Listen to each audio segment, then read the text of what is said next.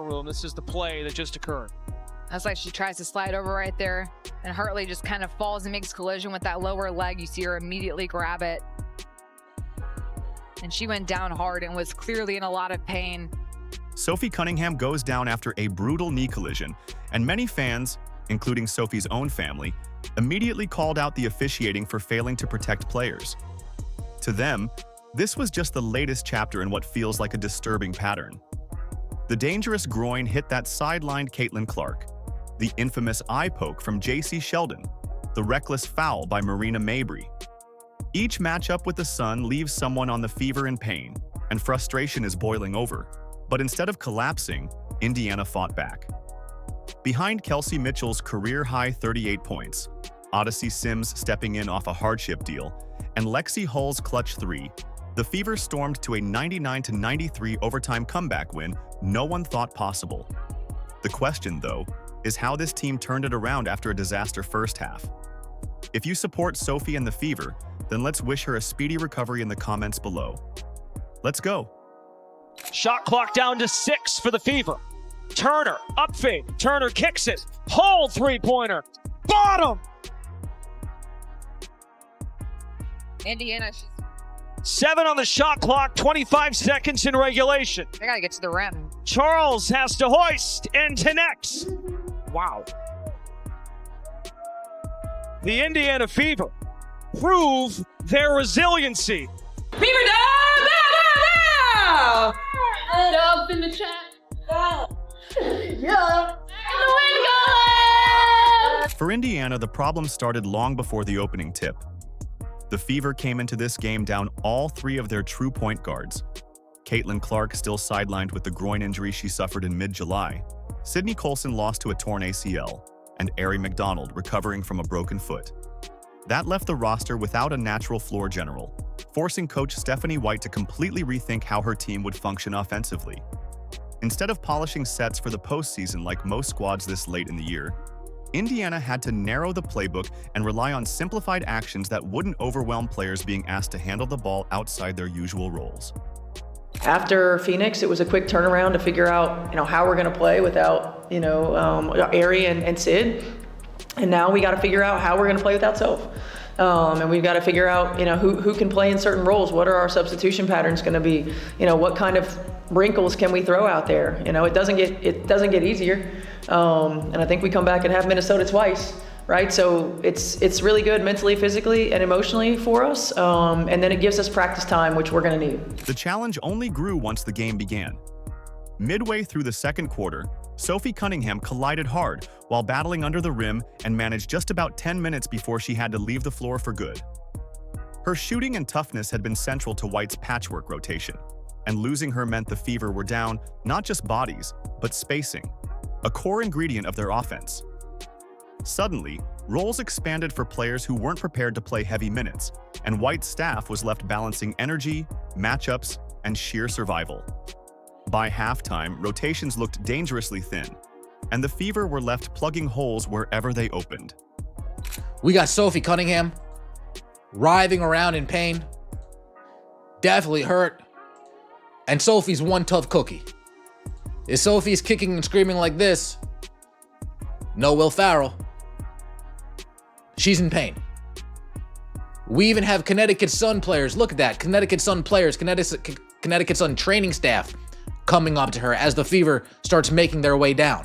On paper, everything pointed toward a loss. Instead of collapsing, the team channeled the disarray, treating it as an opening to showcase grit.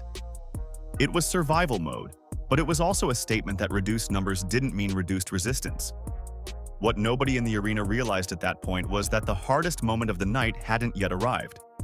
It came next, when Cunningham's brutal collision not only changed Indiana's lineup, but reignited the fire around how the game was being officiated. Every day in our huddle, that's what we say together. And it's just more than words for us. I think when really is. you see things happening, there's no other way. If you spread apart, the season goes down quicker than anything else. And we talk about with the injuries, people are probably expecting us to just fold, just like you said, and that's not us. We come in the locker room and we're motivated. We continue to be motivated every single time we step on that floor. At halftime, we were motivated, chip away, and that's our mindset. And just continue to uplift people. When one person goes down, we say it all the time, the next woman stands up. And that's really just been our motto and been what we've had to do a lot this season, and that's what we're just going to continue to do. The defining moment came midway through the second quarter when Sophie Cunningham went down in one of the scariest scenes of the season. On a drive to the rim, Bria Hartley lost her balance and fell directly into Cunningham's right knee. The collision stopped the arena cold. Cunningham immediately clutched at her knee, screaming as she crumpled to the floor. She couldn't put weight on her leg and had to be helped off by trainers, with the fever announcing afterward that she would undergo an MRI to determine the damage. No foul was called on the play, and that decision immediately ignited outrage across the arena and online. How does she magically lower her shoulder into Sophie Cunningham's legs? Can somebody please explain that to me? Can somebody please explain those physics? Again, don't want to hear it, because this is a dirty player. Fans reacted instantly, many standing, waving at referees and shouting for a stoppage as Cunningham writhed in pain under the basket. The game continued as she lay on the floor, and the sight fueled anger not just in the stands, but also among her teammates. Their starter had to be carried away, and there was no whistle, no signal from the officials. After the game, coach Stephanie White admitted that her first thought upon seeing Cunningham in such visible distress was blunt and unfiltered. Do you have an update on Sophie? Yeah. Let's do more like MRI. Yeah, MRI tomorrow. Sorry, just quickly on something. I mean, what's going through your mind when you see her down like that, and you're jogging over there? I'm like, holy shit. I mean, especially the way that she fell and, how she was holding herself and how much pain she was in. At the time, it's like crap. And then you go down there and you see her and it's like, okay, just want her to calm down and be able to regroup. For most fans, this was more than an accident. Coming against the Sun, it felt like another addition to a troubling trend. Memory of previous collisions hung over the moment. J.C. Sheldon's eye poke on Caitlin Clark back in June, Marina Mabry's hard foul that flattened Clark, and Sheldon's knee to Clark's groin on July 15th, the injury that has kept her out for over a month.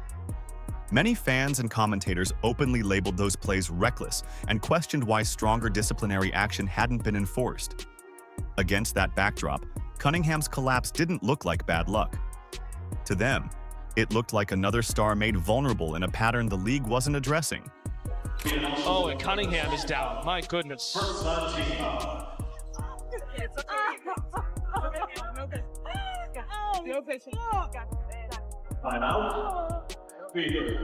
Should be.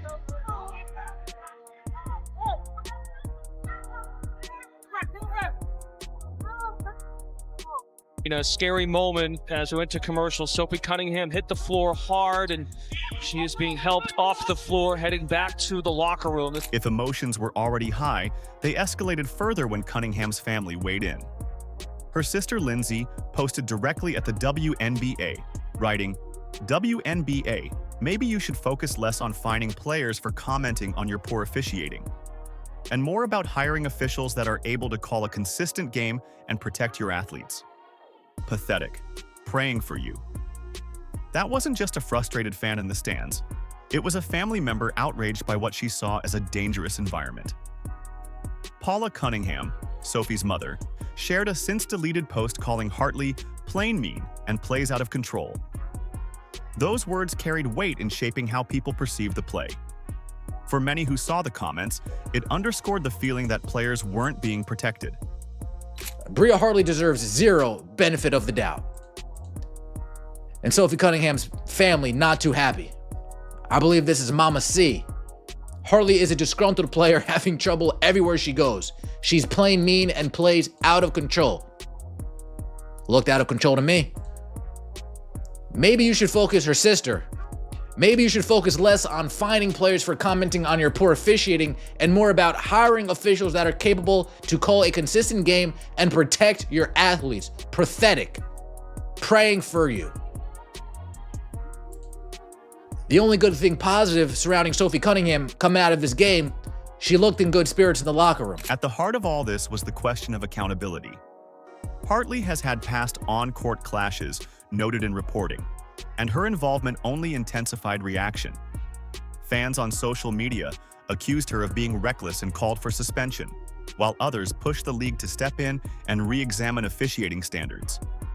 Whether intentional or accidental, the fact that no whistle accompanied Cunningham's injury made frustration boil over. That shift was crucial. It signaled that this game wasn't going to be decided by sympathy or by officials finally changing course. The Fever began leaning on emotion and resilience as the closing stretch loomed. And soon enough, all that intensity funneled through one player whose sudden takeover would rewrite not only this game, but Indiana's entire trajectory moving forward. I'm so proud of you. I'm proud of you too. Proud of you. I'm so proud of you guys. I know that sometimes it sounds like just a word when we talk about being resilient, but it's not, man. It's how we live. Yep. It's how y'all live, and it's a tribute to you.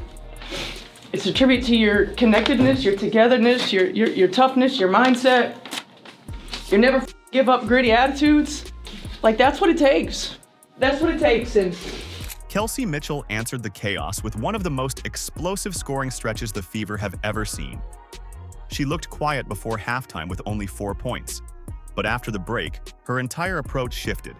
She demanded the ball, attacked every matchup, and by the end of the night had dropped 38 points, tying her career high and marking the highest single-game scoring performance in the league this season. Even more staggering, 34 of those points came after halftime, including 10 in overtime when Indiana needed them most. An assassin, Kelsey Mitchell, has a new career high.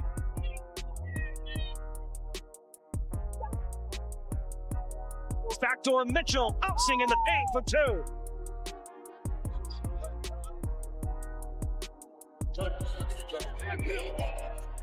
Kelsey Mitchell, the big is matched up. Mitchell squeezing through for two at the fall.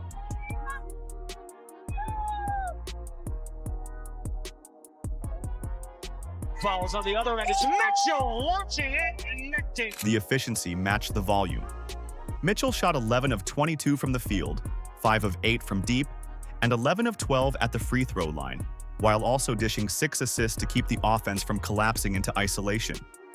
Each shot seemed heavier than the last, with the margin of error razor thin.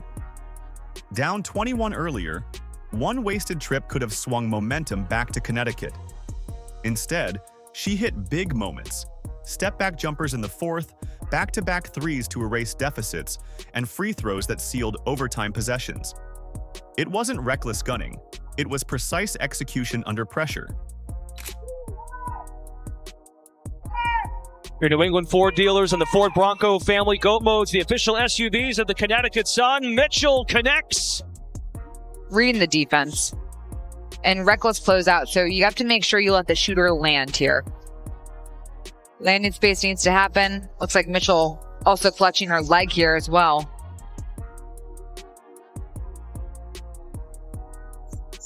Regular phone time review. If it is, it's going to be just make one. Okay, go take one in. Coach Stephanie White admitted afterward that she was speechless, insisting Mitchell had put us on her back, made big shot after big shot, big play after big play. From the sideline, it looked that way too. Even the Suns' defenders, who spent most of the second half glued to her every movement, couldn't stop the rhythm she'd locked into. By overtime, there was no doubt whose game it was. Kelsey, your second half, you did 34 of your points just now. Damn! The last after halftime, what took over you? How did you get it done on the floor? I think it was more about what we did from a standpoint of like the mindset and the mentality from half to half. It sucked for me first half. It just wasn't, And I think that, you know, it wasn't as well for our group, but the resiliency is true in our room. Seeing Soph go down and then knowing what happened with Sid and knowing what happened with Ari, and then knowing what happened with Cece, it's like, I think a lot of it was just God and being able to like stay prepared and stay in your mental, you know, mental state to be able to compete. But I really think that that's the most resilient that we've ever been because of everything we've been through. So I think a lot of it you just tap into your team and you just love on your team. And I think, you know, great things can happen. This eruption also pushed her into franchise history. The 38-point outing marked her 11th career 30-point game, passing Tamika Catchings for the most in Fever history. That's not just a milestone. It underscores Mitchell's consistency as a scorer across seasons, now amplified in a year where her team leans on her more heavily than ever. At nearly 20 points per game, she's top 5 in the league, and nights like this put her squarely in the MVP conversation. Recognition came quickly. Caitlin Clark, who wasn't in the building due to a family matter, posted on social media just 2 words: MVP Kels. Mitchell's performance proved the Fever had more than one franchise anchor. She didn't look like a placeholder until Clark returns. She looked like a centerpiece capable of carrying the roster when everything else was wobbling. I don't even think there are any words. I mean, when you look at Kelsey's play and you look at what she means to the squad, I mean, coming out that second half and going off the way that she did, I think it kind of speaks for her case in general. She comes out, she defends, she scores the ball, she plays 40 minutes a game, and it's just like, and she still consistently puts up these numbers. I feel like if she's not MVP, shoot. MVP is crazy. I don't even think I thought about that. That's cool. That mattered beyond the stat sheet. Indiana's 99-93 overtime win was the largest comeback in franchise history, fueled almost entirely by Mitchell's surge. Instead of fading under injury, foul frustration, and Connecticut's physical play, the Fever saw Mitchell drag them back into a playoff spot they had been slipping out of. Without her eruption, that game ends in another loss, another disappointment stacked onto the season. With it, the team's outlook shifted overnight. In a low stance defensively, matched up with Mitchell, fires up a 3. Kelsey Mitchell! Oh my! Mitchell comes back for it with 8. Sims, up fake, back out, Mitchell. Got Rivers in the air, Kelsey Mitchell again! You betcha! Wow! Still, Mitchell's brilliance was only part of the equation. Behind every historic takeover are teammates who fill gaps, steady nerves, and make the plays that never hit the headlines. As demanding as her performance was, Indiana still needed contributions from places nobody expected to survive the night. What stood out most in Indiana's comeback was the crew of players who don't usually dominate headlines but shaped every possession that mattered. Kelsey Mitchell's masterpiece was the centerpiece, but the victory was built on the work of teammates who steadied the game when it could have spun away. We will never be counted out because that is worth gold. That is worth gold. Kels, goddamn baby. Put us on your back. Oh, big time. Odyssey Sims embodied that perfectly. Signed on a hardship contract just to keep the roster afloat, she stepped in and looked like she'd been part of the rotation all season. Sims finished with 19 points and 7 assists across extended minutes, but her value went beyond the box score. She broke Connecticut's full-court pressure, navigated traps, and provided a steadying influence whenever the offense showed cracks. In a game where the Fever could have folded without a true point guard, Sims gave them someone who could organize possessions and deliver Mitchell the ball in rhythm. Mabry knifes off the screen, Charles is doubled. And Indiana looks like they're in a zone right now. Kick out and stolen by Mitchell. Explodes 2-on-1, Sims elevates for 2 and a foul. Bug with their point guards. This is where you have Odyssey Sims coming in. Kelsey Mitchell making a great heads-up play here, but Odyssey Sims has done a great job early on coming in, figuring... Aaliyah Boston was just as essential, anchoring the interior with the type of performance that doesn't always glow on highlight reels but reshapes games. She closed the night with 14 points, 13 rebounds, 5 assists, 2 steals, and 2 blocks, her 15th double-double of the season, setting a new franchise record for most in a single year. Boston's work against constant double teams protected Indiana on both ends. She extended possessions by fighting for second-chance rebounds, made the outlet passes that reset the offense, and erased mistakes with timely blocks. That stability underneath was the backbone of the Fever's run back into the game. Boston backs down Hartley. Aaliyah Boston, excellent post position. Picks up the dribble. Shot clock winding down to 7. Mabry, lob pass. Charles catches. No foul call. That's a huge no call. Looks for cutters. Charles the defense. Back on to Boston. Tina Charles. Backdoor Mitchell pouncing in the paint for 2. 30 points for Mitchell. That's the 4th on Charles. Can't get caught ball watching right there. Great recognition by Boston as Mitchell makes that backdoor cut. And then came the moment everyone inside the arena will remember. Lexie Hull's dagger. With 44.9 seconds left in overtime and Indiana clinging to control, Hull slid into the corner and buried a 3 that slammed shut the Suns' hopes of a comeback. Her 8 points on paper don't reflect the weight of that shot, but in context, it was massive. Hull has built her role on grit plays, defense, hustle, rotations. But on this night, she delivered the strike that sealed the outcome. Shot clock down to 6 for the Fever. Turner, up fade. Turner kicks it. Hull three-pointer. Bottom! Indiana's just... Natasha Howard chipped in with the bruising presence the Fever needed. She posted 18 points and 9 rebounds, pushing back against Connecticut's physicality in the paint. Howard absorbed contact, moved bodies off the glass, and attacked gaps to keep Indiana from becoming one-dimensional. Her scoring stretch in the second half came right as the Fever were clawing their way back into striking distance, giving Mitchell the room she needed to rest momentarily before her scoring explosion. Circles back. Howard, assertive, 2 and the foul. Fever fans have come alive and a chance to make this a one-possession game. Wow. Brianna Turner's contribution was quieter, but no less important. Coach Stephanie White singled her out after the game for her defense in the second half. With her length and activity, Turner disrupted the Suns' rhythm, switched across multiple positions, and forced extra passes that disrupted their flow. Her plus-minus reflected just how impactful those possessions were, even without a gaudy scoring line. Turner provided the stops Indiana needed to turn Mitchell's buckets into a genuine rally instead of empty scoring runs. Breezy!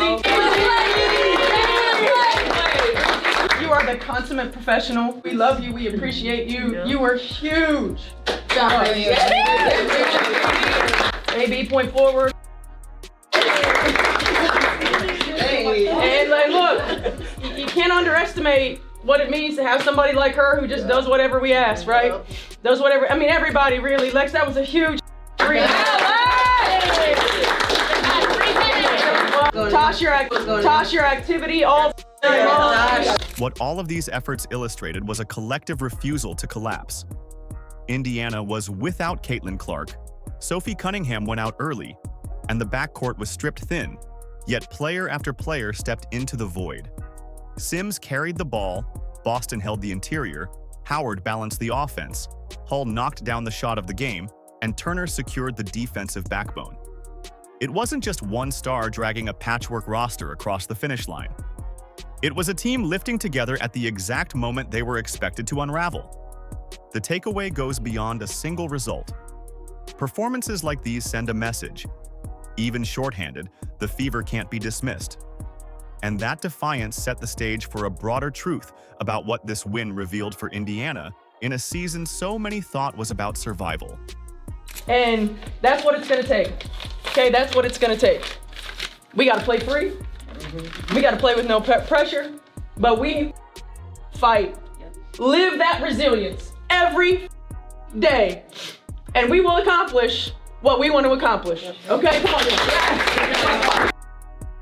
Yeah. Here we go. Together, 3, 1, 2, 3. Yeah. The Fever's victory over Connecticut showed more than grit. It kept their playoff hopes alive. With Caitlin Clark still sidelined and Sophie Cunningham lost during the game, Indiana leaned on Kelsey Mitchell's 38-point masterpiece, key production from hardship signing Odyssey Sims, and steady work from Aaliyah Boston and Lexie Hull. Facing one of the WNBA's toughest teams, They found enough depth and resilience to walk away at 19, win 16 losses, and stay firmly in the postseason chase. Head coach Stephanie White captured it simply: "We will never be counted out." If you support Sophie and the Fever, then let's wish her a speedy recovery in the comments below. Like, subscribe, and turn on all notifications so you never miss out. Click the video on the screen, and we will see you in the next one.